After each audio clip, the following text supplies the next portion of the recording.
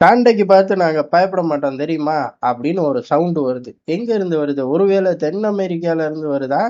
இல்லப்பா, கமேனி கத்தியிருப்பாருப்பா அப்படின்னு கேட்டோம்னா 2 பேருமே இல்ல. அப்ப யாரு அப்படின்னு கேட்டா ஐரோப்பா தான். காரணம் என்ன அப்படின்னா, ரஷ்யாவோட போக்குவரத்து படகு, கப்பல் எல்லாத்தையும் நிறுத்தி சோதனை போடுவோம் அப்படின்னாங்க. சரி ஏதோ தமாஷ் பண்றாங்க அப்படின்னு இருந்தா, உண்மையிலேயே நிறுத்தி சோதனை போட்டுக்கிட்டு இருக்காங்க. ஏன்டா அப்படின்னு கேட்டா, எங்களோட அண்டர் வாட்டர் கேபிள்லாம் டேமேஜ் ஆச்சுல, அதுக்கு காரணம் இந்த பயலுக தான். அதனால இனிமேல் எல்லாத்தையும் நாங்க சோதனை போடுவோம். விடவே மாட்டோம் தண்ணிக்குள்ள அப்படின்ட்டு இருக்காங்க. அதுக்கு அவன் ஒத்துக்கணும்ல. திருப்பி மிதிப்பான். அப்ப வந்து கதறக்கூடாது அப்படிங்கிற மாதிரிதான் சம்பவம் நடக்க போகுது. காரணம் ரஷ்யாவோட சில படகுகளை சோதனை போடுறார்கள், ஃபுட்டேஜை ரிலீஸ் பண்றார்கள். ஏற்கனவே ரஷ்யா வீட்டுக்கே ட்ரோன் அனுப்பிச்சிட்டாங்கன்னு கோவத்துல இருக்காங்க. அந்த மாதிரி கட்டத்துல இந்த வேலையை பண்ணும்போது மேற்கொண்டு ட்ரிகர் ஆகும்ல அப்படின்னா ஆகும்போது பார்த்துக்கலாம் அப்படின்னு ஐரோப்பா களத்துல இறங்கிடுச்சு. ஐரோப்பாவே இப்படி தைரியமா பண்றாங்க, நம்ம பண்ணாட்டி என்ன அப்படின்னு 90 ஆளில்லா விமானத்தை அனுப்பிச்சு பல்பு வாங்கினெல்லாம் பத்தலைன்னு ஜெலன்ஸ்கி 9 ஆளில்லா விமானத்தை அனுப்புறாரு. எங்க? ரஷ்யாவுக்குள்ள நியூட்ரலைஸ் செய்யப்படுது. நியூட்ரலைஸ் செஞ்சுட்டு ஏற்கனவே கடும் கோவத்துல இருக்காங்க நம்ம பயிலுக.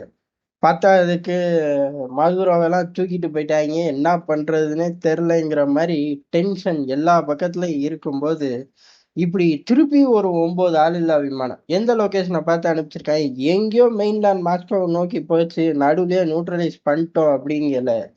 திருப்பி ஒரு 7 மணி நேரம் ஆபரேஷன். 7 மணி நேரம் எதற்கு அப்படின்னா ரஷ்யா இடைவிடாம 200 ஆளில்லா விமானத்தை முக்கியமான இடங்களுக்கு மட்டும் அனுப்பிச்சு விட்டுருக்காருங்க. முக்கியமான இடங்கள், அதாவது யுத்தம் நடக்கக்கூடிய பகுதிகளை விட்டுட்டார்கள். இந்த யுத்தமே நடக்காத பகுதிகளை டென்ஷனை கிரியேட் பண்ணி ஹீட்டை ஜென்ரேட் பண்ணி ஜெலன்ஸ்கியை பதற விடணும்னு அடிப்பார்கள். அந்த மாதிரி லிவி போன்ற இடங்கள் நிறைய லொகேஷன்லாம் மார்க் பண்ணி தாக்குவார்கள். வழக்கமா நம்ம பார்ப்போம். இதையும் விட்டுட்டார்கள். இதையும் விட்டுட்டா அடுத்து நமக்கெல்லாம் தெரிஞ்சது என்ன அப்படின்னா ஜெலன்ஸ்கி போய் தங்குவார் அப்படின்னு சொல்லக்கூடிய பங்கர்கள். ஆனா அதையுமே பெரிய அளவு மேட்ச் பண்ணல. இது எல்லாத்தையும் விட்டது போக ஏதோ ஒரு சேஃப் ஜோன் இருந்திருக்கும் உக்ரைனுக்குள்ள. அந்த பர்டிகுலர் சேஃப் ஜோனை மார்க் பண்ணி தான் தாக்கியிருக்காருங்க. இத கொஞ்சம் கூட உக்ரைன் எதிர்பார்க்கல. அப்ப அங்க என்ன இருந்திருக்கும் அப்படிங்கிறதா பெரிய கேள்வியா இருக்கு. ஏன்னா உக்ரைனே பதட்டம் ஆகுறாங்க. அந்த தாக்குதலை கண்டிச்சும் சொல்றது இல்ல, தாக்குதல் இப்படி ஆயிருக்கு அப்படின்னு ஐரோப்பாவுக்கும் செய்தி சொல்லல.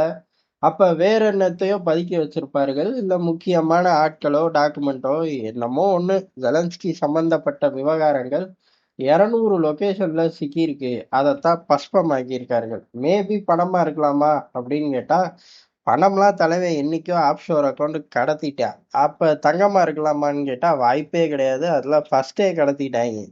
அப்ப என்னதாயா இருந்திருக்கும் அப்படின்னா பெரிய அளவுல ராணுவ உபகரணங்கள் தான் சொல்லப்படுது. அதுக்கு அடுத்த வெர்ஷனா தான். ஏன்னா 200 இடத்த மார்க் பண்ணி தான் தாக்கியிருக்கார்கள். 200மே பர்டிகுலர் ஜோன் தான். ரொம்ப குறுகிய கால பகுதிக்குள்ள 200 லொகேஷனும் மாட்டிக்கிச்சு. 200 ஆளில்லா விமானத்தை வச்சு தகர்த்திருக்கார்கள். ஆனா அந்த பகுதியில ஏர் டிஃபென்ஸ் சிஸ்டமே இல்லை. ரஷ்யா இங்கிட்டு தாக்குதல் நடத்தும் அப்படின்னு கொஞ்சம் கூட எதிர்பார்க்கல. ஆனா முக்கியமான இடம் அப்படிங்கிற மாதிரி மாறி போச்சு. மேக்சிமம் அங்க அடுத்த கட்ட சில லொகேஷன்களை காப்பாத்துறதுக்கான ஆயுதங்கள் சில பகுதிகளில் இருந்திருக்கலாம். சில பகுதிகள் திட்டமிடுறதுக்காகவே வச்சிருக்க பகுதிகள். பெரிய ஆட்கள் உட்கார்ந்து ஜெலன்ஸ்கியோட அடுத்த முக்கியமான தளபதிகள் இருக்கக்கூடிய இடங்கள் அப்படின்னு சொல்லப்படுது. இதை ரெண்டையும் தாண்டி மூன்றாவதா சில டாலர்களை பதுக்கி வைக்கக்கூடிய இடங்கள் அப்படின்னு சொல்லப்படுது. எது எப்படியோ இந்த யுத்தத்தை இந்த 3 திசைகள்ல இருந்து நகர்த்தக்கூடிய ரொம்ப ரொம்ப அதிமுக்கியமான இடங்களை தான் குறி வச்சிருக்கார்கள். இது எதற்குன்னா இந்த 9 ஆளில்லா விமானத்துக்கா அப்படின்னு கேட்டா இல்லைன்னு சொல்லப்படுது. ஜெலன்ஸ்கியோட ஒரு பிரைம் லொகேஷன் பங்கர்கள்னு மார்க் பண்ணி தாக்கும்போது அடுத்த கட்டமா இந்த ஆள் ஷிஃப்ட் பண்றதுக்காக இப்பேற்பட்ட லொகேஷன்கள்லாம் வச்சிருப்பாரு. இப்ப அதை அடிச்சு நொறுக்கிட்டாங்க.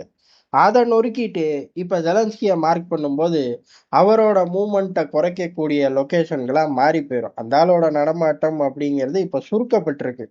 வழக்கமா இந்த மாதிரி நேரங்கள்ல அடியை கொடுத்து தெரிச்சு ஓட வச்சு அதுக்கப்புறம் கார்னர் பண்ணுவார்கள். இவர்கள் கார்னர் பண்ணி இருக்கிற இடத்துக்குள்ளேயே தப்பிச்சு போய்க்க, அப்பதான் ஜோலியை முடிக்க வசதியா இருக்குங்கிற மாதிரி ஒரு புது ஸ்டைல்ல ரஷ்ய ராணுவம் இந்த தாக்குதலை குறிப்பா இந்த 200 ஆளில்லா விமானத்தை வச்சு தாக்கியிருக்காருங்க.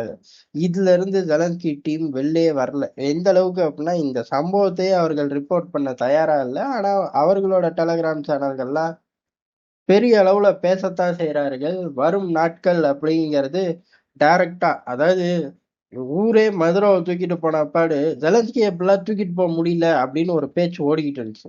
அப்படியா பேசுறாங்க அப்படிங்கிற மாதிரி ஜெலன்ஸ்கி புடினை தூக்கிட்டு போங்க ட்ரம்ப் அப்படின்னு இவர் பாட்டு அசால்ட்டா சொல்ல, இப்ப இந்த விவகாரம் பத்திக்குச்சு. பத்திக்கிற நேரம் அப்படிங்கிறது ஜெலன்ஸ்கியோட டீம் இப்படி ஒரு ஆளில்லா விமானத்தை வச்சு தாக்குதல் நடத்த ரிவர்ஸா மாறி போச்சு. இந்த ரிவர்ஸ் ஏறக்குறைய இந்த யுத்தத்தை முடிவுரையவே மாத்தி எழுதிரும். அதாவது ஜெலன்ஸ்கிக்கு டிக்கெட்டை கிழிக்காம யுத்தத்தை முடிச்சிடலாம்னு நினைக்கும் போது இல்ல டிக்கெட்டை கிழிச்சு முடிச்சிருவோன்னு கொண்டு போய் விட்டா கூட ஆச்சரியப்படுறதுக்கு இல்ல.